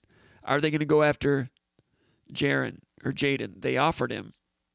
That's a tough situation there with the previous relationship at Colorado. They coached Jaron Mangum for 1 year at Colorado and then left. I know their dad likes Tucker, and I think he'd like to see him go to state, but letting them do their own thing. Kurt Kelly says they turned Crunchies into a Capitol Grill. Not yet, they haven't. Solar Beer Guy says, do you think Tucker is taking this year seriously in terms of wins and losses, or is he recognizing this year is not real and therefore just using games to evaluate players? No, I don't think he's using games to evaluate players. Like, he's trying to win games while he gets his culture pointed in the direction that he wants. So, no, they're not like going to play someone at quarterback that they think is not going to give them the best chance to win, or running back or other positions. So, yes, he is taking them seriously. He is taking these games seriously. Doors Fan 91 says Rocky will be the starter at least through Iowa. Mel Tucker gives him a homecoming. MJ says, who misses D'Antonio? Gordon Tonona says, MJ, you're not funny. Tom Coyle says, Duplain and Samac kicked ass versus Michigan in a big loss not long ago. Is that true? Now you sparked my interest. I might need to go back and look at the film, or at least my notes on that. Mr. Bowman says, Dan Ramiro just gave you $10. Appreciate that. Prez, Ramiro. Appreciate that a lot. MJ says Michigan scores 50, over or under. Tom Coyle says over. So, what do we have here? Yeah, Mr. Bowman says I'm missing all the money people are giving me. Because of the Capitol Grill thing, it's not flashing up as quickly and as easily. I'm not seeing it as quickly, immediately, as I would in the old system. I apologize. MJ says, laughing out loud, I'm the biggest Michigan State fan. It's just reality. I think Tucker's a great fit. It's just not going to happen this year. MSU is awful this year. Well, based on what we saw last weekend, I don't disagree. And you might not see a lot of discernible improvement this weekend, but there's a chance they could play some decent football at some point. That being said, Indiana's better than anyone realized, although I said that they were a sleeper. Maybe not a sleeper to win the Big Ten East, but a sleeper to play good football. Not surprised they did that. I'm not surprised they beat Penn State. Northwestern might be better than we thought. Maryland looks like they suck. So maybe you beat Maryland. Maybe you beat Iowa. Like I said on the Stout show this week, or maybe it was a huge show, people on the outside might be looking at it and say, man, remember when Iowa was good and Penn State was good and Michigan State were good? Iowa and Penn State and Michigan State. And remember when Purdue was bad and Indiana was bad and Rutgers was bad? Well, those three old bad teams beat those three old good teams. It's college football in 2020. Gregory Clark says, in regard to top performances from the Rutgers game, Dotson played with some confidence. I really haven't seen that before. That is good to see. He is turning his game up. I agree. As a receiver, showed good, solid, strong, reliable hands, running nice routes. I think they put him into some good routes. I'd have to go back and really look at it to see if they're doing anything differently with some of his things. During mop-up time at the end of the game, he went low for a really nice catch. with the hand selection was just fundamentally outstanding. Not that I'm Jim McElwain or anything in terms of wide receiver coaching, but he just looked like a tight end with a hand selection down and just made a difficult play look easy. That was good. Blocking was better. But he missed 2 key blocks at a key juncture. A 3rd and 3, he whiffed on that wham block. And that set up 4th and 1. Actually, it was 3rd and 1. Missed on a wham block. That's the zone, like a zone play, a split zone where you have zone blocking. Tight end here, zone blocking this way, and then tight end coming this way to clean up the edge. Just missed the guy. And tackle for loss. Now instead of 3rd and 1, it's 4th and 3. That was early in the game. Went for it. And he kind of blew the assignment on the 4th and 3 also. Had a good game otherwise, but those back-to-back plays cost Michigan State a possession at a time when they were trailing 14-0. Tom Coyle says, Jim must be torn so many ways now on these things with the money. I love Jim. Old school is still the only school. Jim has changed for the money. Got to eat. He has my $9.95. Go green. Thanks, Tom Coyle. Yep, I'm a sellout. Detroit Spartan says, lots of loose screws. That's right. Mr. Bowman says, it was Coach D's own undoing. He did not want to make changes. Point well taken. Detroit Spartan says, Tuck should have leveled with us about the lack of talent. Kurt Kelly says, in the end, Mark screwed us. By the end, the last 2 years. Well, screwing somebody's when you're doing it on purpose. D'Antonio thought that he could actually win that way and still win with those guys and still win his way. So he really expected to keep winning. Because when he built it like heading into 29 and 2010 and 2011, Michigan State kind of snuck up on success. It happened quickly, but they went from like 500 to 9 and 3 or 10 wins early on, and then went back to 500, and then to 10 wins, 11 wins. And he always said that the difference between winning at that level and winning lesser was that much. He always said that's just finding the inches. So he always believed, even though that they were 500 2 of the last 3 years, he still believed that they could turn it around and have a year like they did when they went to the Holiday Bowl and won 10 games. He thought that they still were not far away from that formula. But as the last season progressed, he saw, things were not working chemistry-wise, coaching-wise, and they were going to have to make changes. Recruiting, not everybody was recruiting all that well, so they were going to have to make changes, and he didn't want to do that. So at that point, he wanted, he was ready to move on. A lot of people think he should have arrived at that decision 2 or 3 years earlier, but you're talking about a guy that's won championships and a guy that got it done his way in the past, and to not expect him to expect him to lose faith in the way he used to do it. I think that's asking a lot. I know a lot of people on the outside saw it deteriorating, but on the inside, he thought that, he could repair the boat and keep going. And I thought that he deserved that chance to do that. And did it hurt the program now in the short term? Yeah, maybe. But also, maybe he could have turned it around. Near the end, he saw that he couldn't quite do that. But saying that Mark screwed us, Mark screwed Michigan State, you're saying, Kurt Kelly. I personally would never use that word with Mark D'Antonio in the same sentence. Detroit Spartan says, you guys might miss 7 and 6 after this season. Believe me. MM Drippy says, this is why I wanted no season. MM Drippy is just like a realistic guy. Like, let's not even play football. MM Drippy says, what hurts more, losing to Rutgers or possibly losing estimator Rutgers? Yeah, that's one of those. That's an interesting one. Losing to Rutgers, they'll get a running back one way or another. I think you want to win this game and not go 0-8. I don't think they're going to go 0-8, but who knows? Hayden Fisher says, something in the past or something in the future. You tell me, I'm Drippy. All right, I'm getting too many. Nothing wrong with you guys posting over and over, but I'm reading too many of them. Let's see here. Detroit Spartan says, comp's old. Affirmative. Gregory Clark says, laughing out loud, Power Alley, I'm working on a halo. Yeah, I'm going Power Alley. I'm going to be morphing into like a Captain Stubing is going to be my look pretty soon. I already said Danny DeVito. It's going to be somewhere between Danny DeVito and Captain Stubing. It's going to be awesome. Gregory Clark says, no, Jim, we all do that. We take the mask off in the car and forget to put it back on when you go in the store. Okay, good. I'm glad it's not just me.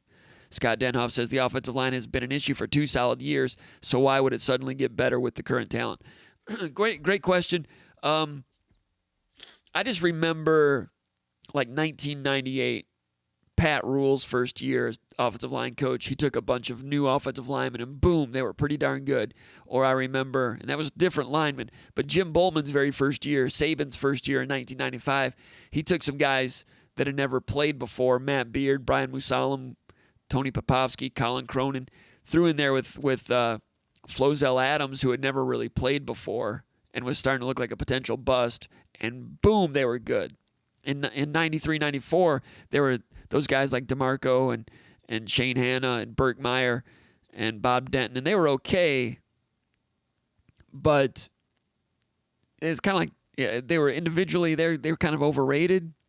I hate to say that. Good guys, but collectively those offensive lines were not any good in 93 and 94.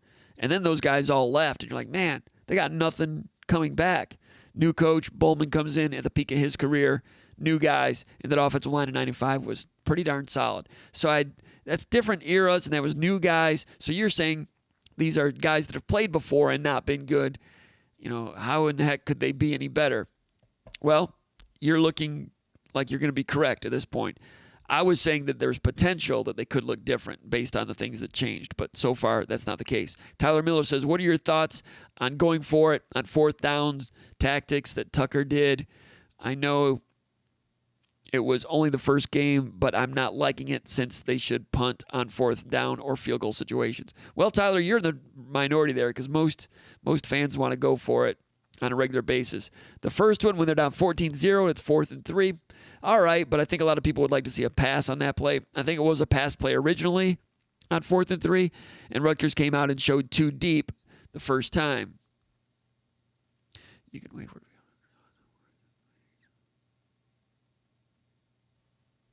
Looks like we might be having a problem here. Looks like it's locked up. I think we're going to have to end the... No, I think it's working again. All right. Sorry if it locked up there for a minute. And, geez, we've been going too long here. See, this is what happens. I'm not using my phone. Usually by now the phone would be running out of juice and we cut it off, but I've been going too far in some of these. Let me see if I can zip through some of these. Matthew Johnson says they went for it on 4th at the 50 and they scored, so I don't disagree with Tucker going for it on that one. Need to convert the short yardage one. Now, in the 4th and 3 when they came out, it's probably a pass play to begin with. Rutgers showed a two deep zone, and they hadn't shown much of that to that point. So quarterback looks at the sideline. They changed the play. They changed it to a run. They thought they could run against an empty box on that one.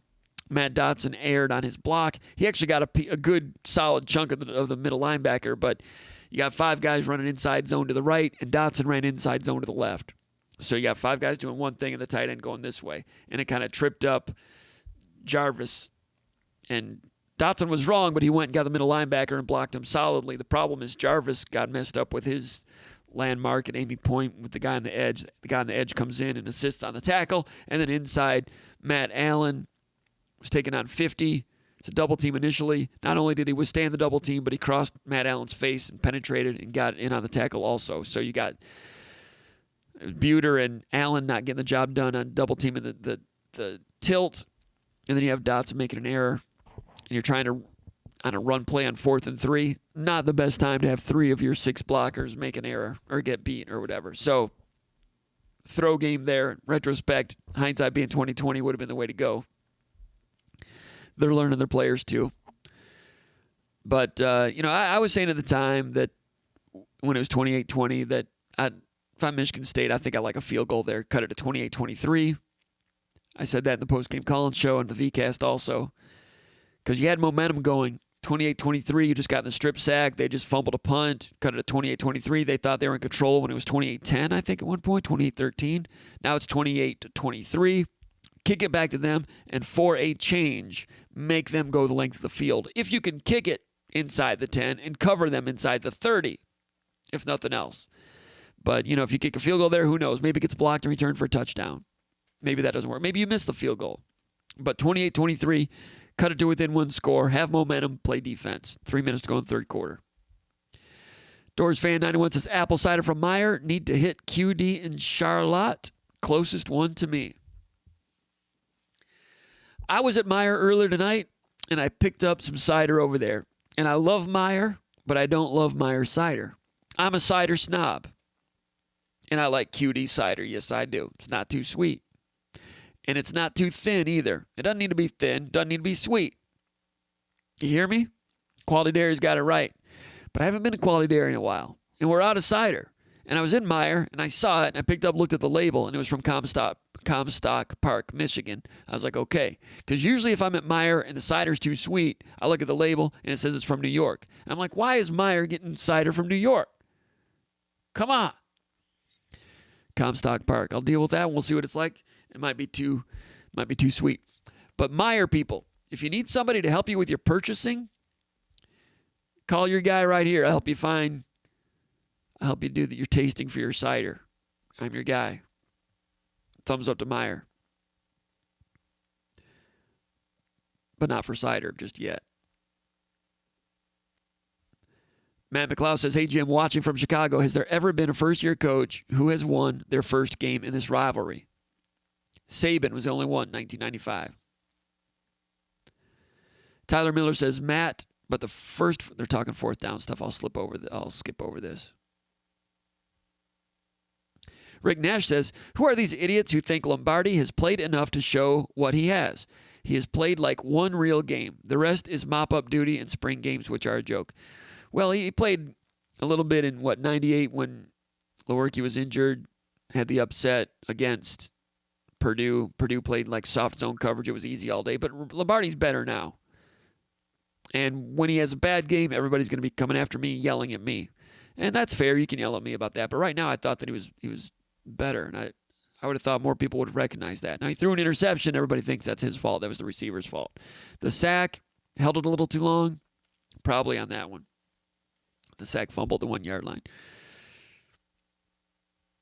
Tyler Miller says, beside I showed up late, did Comp talk about the Benny recruitment in the confidence meter, or is it not looking good for us? No, I've not talked about the Rayshon Benny confidence meter. Was looking better last week, but last weekend didn't help because Michigan looked great, Michigan State looked bad. So it does not help the confidence meter, but I've not heard anything lately. But the fact that it was delayed was good for Michigan State. But Michigan State needs to show something, a little pulse this fall, I think. Still talking about Rocky here. I think you guys are going to be talking about Rocky for a couple of months. And again next year. And possibly again the year after that. He's going to have a chance to come back. I'm not shutting the door on the possibility of Rocky continuing to progress. I'm not saying he's great, but he's better than I thought he was. And who knows? Maybe he'll keep improving. Nahan 20 says, what chance is it that we see Theo Day play? If there's a blowout, you'll see him. It's probably a pretty good chance of a blowout. But if there's a blowout, this is a different type of blowout. Yeah, you might want to look at somebody, but last year when Michigan State was getting on the verge of getting blown out by Michigan, Mark D'Antonio, with about 10 minutes to go, was trying to milk the clock. He was trying to limit the damage. He didn't want Michigan to score 60, and they could have. So if you're down 40-13 with 10 minutes to go, you might want to see Theo Day go in, but Mel Tucker might not want to go 3 and out with 3 incompletions. It's just part of what you have to look at with this rivalry, because Harbaugh will want to run it up if he gets a chance. He'll want to put a number up like he did against Rutgers a couple of years ago when it was 73-0 or whatever that was.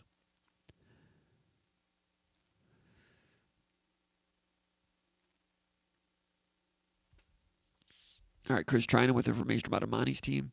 I got to look into that. Where's that going to be, this against LeBron's team? Amani's team against LeBron's team. I'm sure it'll be impossible to get credentials for that. It's weird.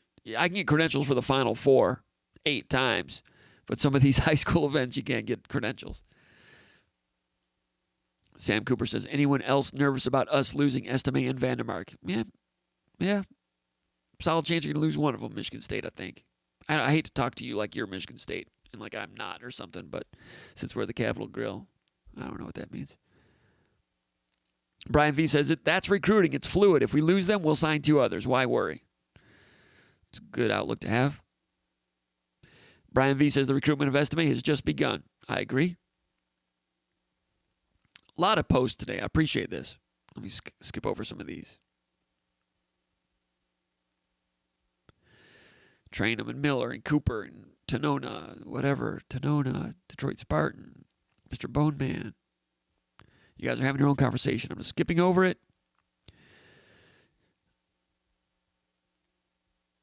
Had the buzz on the microphone. You guys talking amongst themselves. Gregory Clark says, Jim, I thought that it was interesting that Tucker seemed to talk up Harvey in the presser. Who would his backup actually be right now with Fulton out? That's a great question. I don't know. When I was watching pregame on Saturday, I focused mostly on the offense.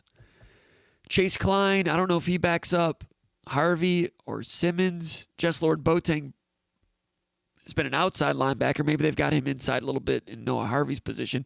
Boateng was being groomed as a slot linebacker, star linebacker in the old system. But, man, that is a great question. And Fulton was kind of that backup middle linebacker, made a mistake, and he's gone. I think a lot of people applaud that he's suspended. And that all sounds good until something happens to Noah Harvey. But it's a good question. I don't know the answer. I'm going to look into that one. And the only way to find out is to watch pregame because there's no depth chart and there's no interviews with coaches to find out what's going on there in terms of a backup middle linebacker. All right, I think we might be done here. A lot of good, healthy conversation among the maggers and the droppers by. Gregory Cart, Lambertville. I was just in Vienna Park on Monday. Blake Davis's comp. Who's the starting 5 against Duke in the Champions Classic, assuming it happens? Starting 5. I'm going to say Rocket Watts, Aaron, Joey Hauser, Bingham, and it's either Langford. That'll be an interesting question. Langford is playing pretty well, and they feel good about him. I don't know. Hold on a second here.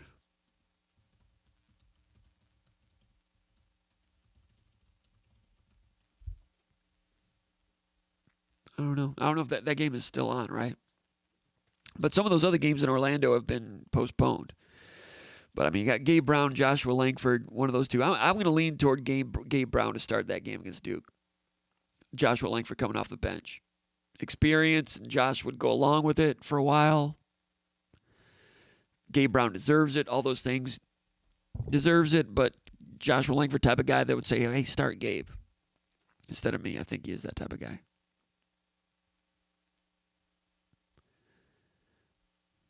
I think we're done. Man, a lot of posts tonight. Appreciate it. Yeah, it was Jalen Kelly Powell. Thank you. The asterisk guy from Detroit that was a 4-star. And nothing against him, but we had him outside of our top 15, I think, in SpartanMag.com. And we were right. Nothing against him.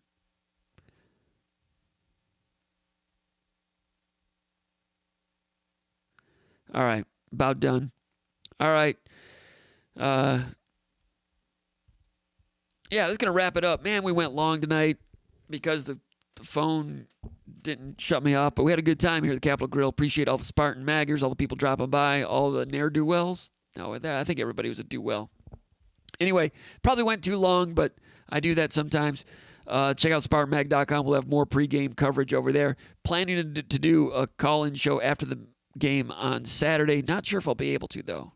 Going to be in the press box. Not sure if it's possible. If we're in the press box, I'm going to have to be like quiet. I'm going to have to be like this, talk like I can't talk about people are working. They're going to kick me out of here. They know I cover Michigan State. Let's just keep it down low. That's what it's going to have to be during the call-in show if we do it on Saturday. Some of you guys probably might not want to be in a mood to do a call-in show after the game. I'll throw it on the board. Maybe we will, maybe we won't. Anyway, thanks for checking in here. We'll see you later. Go over to SpartanMag.com if you're not already a subscriber. If you've been with us this long, we really appreciate it. Thanks to those of you with their sponsorships tonight. Really appreciate that. My name is Jim Comparoni. You've been watching Spartan Mag Live, brought to you by SpartanMag.com. From East Lansing, Michigan at the Capitol Grill, SpartanMag.com.